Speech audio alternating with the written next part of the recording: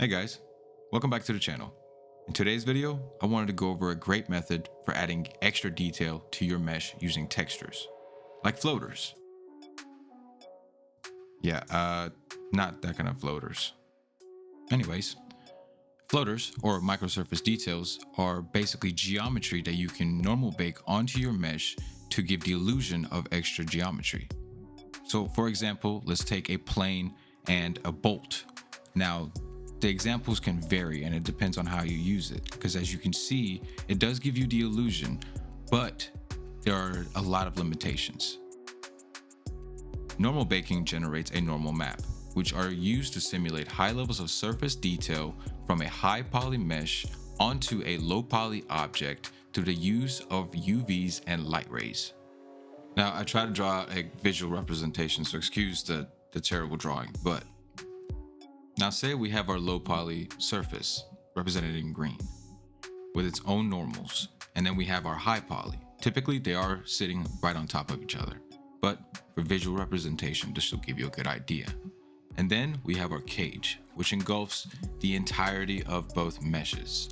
It mostly is supposed to cover the mesh of the high poly, and it has to have the same exact UV sets as our low poly as well. So when the normal baking process occurs, the transferring of the high poly surface details gets pushed onto the low poly using the UVs to point exactly where those surface tensions and differences are going to be. And that happens because we have these projection lights or these light rays which are projected onto these surfaces of the normals from all directions, and it captures the height differences from that high poly and puts it onto the low poly, which is why we use the cage.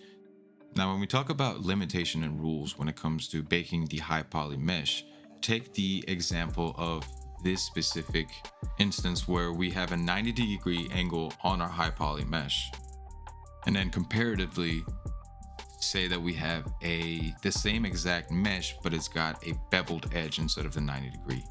So when we actually do our baking process, what happens is when we have our mesh with the 90-degree angle, when the actual lights are emitted onto these surfaces, it will not be red because it creates a gap just because of that 90-degree versus the mesh where we have a beveled edge. And that way the normals will be able to be read perfectly and it'll give us a smoother transition.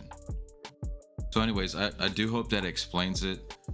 I know it's horrible visual representation. I apologize, but here we are.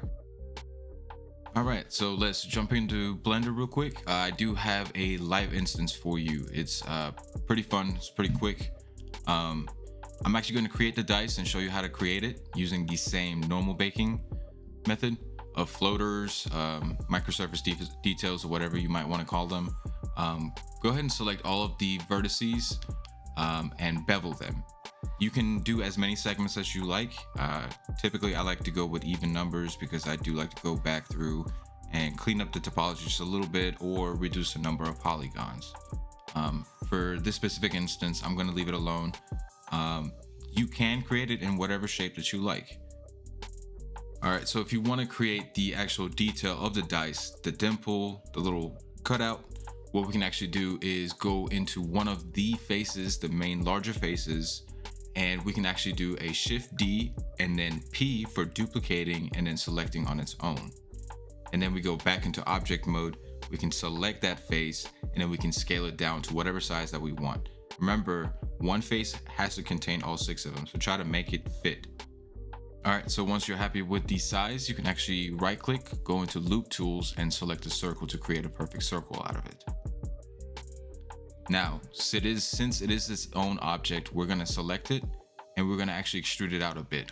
Not extrude it, but actually move it out a bit and then create the dimple detail that we want. Now remember, when you're creating this floater, move it out, but not move it out too much. You want just a tiny bit of distance between the two. You don't want it to be colliding into the mesh either. So once you're happy with the details of the indentation, what we actually have to do is obviously spread it around to the rest of the 5 faces.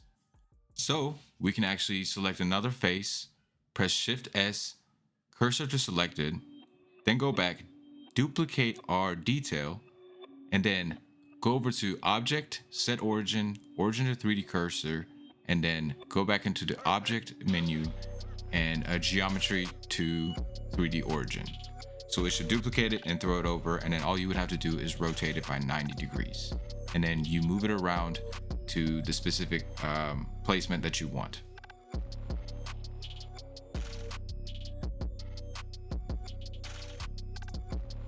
All right, so once you're happy with the placement of your details, what we need to do next is pretty much have our low poly and then our high poly. We're gonna go ahead and name our low poly dice low, name it whatever you like. Go ahead and duplicate it, and the duplicated object will be the high poly. So hide the low poly and rename the duplicated object dice high, or whatever you might want to call it. Now, once we go into a subdivision surface on our high poly, you'll notice that it just turns into a giant blob, and that's because we don't have our supporting edges to uphold the shape that we want. One quick way that you can actually do that is select each of those faces and inset them. Now, it'll be up to you how much you want to inset them by just remember the same rule that applies when you put in your edge loops. The farther away, the more of a slope that there is, and it doesn't maintain the shape as well. So you want to try to keep it at a medium and try and maintain that shape. So once we got that, what we can do is apply our subdivision surface modifier. Go ahead and turn it up a couple iterations. And I put mine to about 4 on both render and the viewport. And if you look at the cavities, you'll notice the perfect beveled edges that we want in our bake whenever we bake everything out to our low poly. All right, up next, we're gonna be doing a quick UV unwrap on our low poly. Go ahead and do that. Basically, the way that I did it kind of quickly. There's a lot of good ways to do it. The way that I did it was select the main faces, the outer edges, and mark scene. All right, now going back to our high poly objects, I select the details and then select the high poly dice and press Ctrl J to join them. So while we're working on our high poly, the next thing is to create color separation or color IDs through vertex color. One way to do it is, since they're conjoined, we can go into edit mode, select each element with the L button and hide it. And then go into X-ray mode, select all of those faces, go into vertex paint and select individual vertex colors as you see here. Now for this instance, we don't actually have to create color separation between both of the elements, since the second object would automatically be a default white, while this would be a green or blue, or whatever you might choose. But typically if you have a lot of different components, this is a good way to create the color IDs and separate them.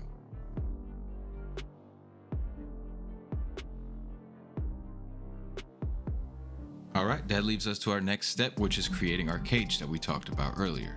And the way that we do that is by selecting the low poly mesh, duplicating it, rename it of course to cage, because it does have to contain the same exact UV sets as the low poly object.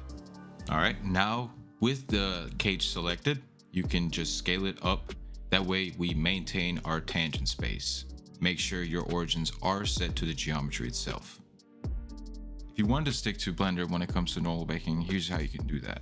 Simply go to the shader tab, create an image texture for your low poly object, create whatever texture size that you like, name it whatever you like, because you will be saving it later on. Make sure under color space, it is set to non-color. Also, make sure that the texture is highlighted as well. Now, baking in Blender can only be used inside of the Cycles render engine. Simply scroll down to the bake section. Under bake type, we're going to select normal. Now click on selected to active. We do also have a cage, so make sure that that is checked, and also use the eyedropper to select the mesh that will be your cage. So with your texture set that you just created selected, select your high poly, control, and select your low poly. So you bake from selected to active. And also make sure your margin space is set to 2 to 5 pixels. Now you can simply hit bake and wait a few seconds and it should generate it for you. I went ahead and jumped forward. Once it has been generated, hide your cage and your high poly. Now you can connect your normal by going to vector and add in a normal map node. Link the corresponding nodes and you should see your normals pop out pretty well right here. Now you can also bake out your IDs or your colors and create the separation between the indentions and the base dice itself.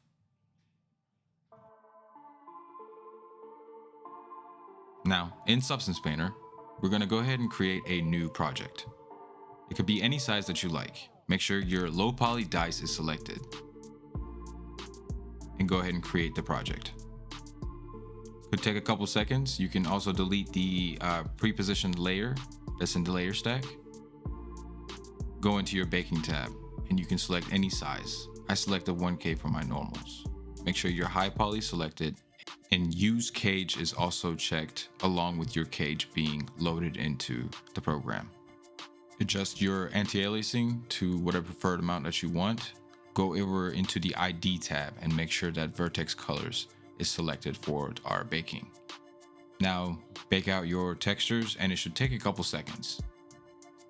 After it is finished, you should see your completed normals along with the beveled edges that we've seen from the high poly mesh.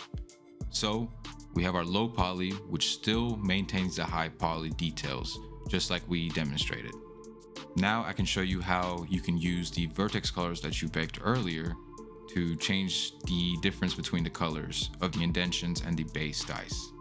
So to do that, simply create a new folder, create a mask by ID, create your fill, whatever color that you're going to pick for the base or the indention, and then select create a second folder, which is going to be for your second material, and do the same thing. And you should get the results that you were looking for, as you can see here. Anyways, guys, thanks for tuning in, and that's it for this one.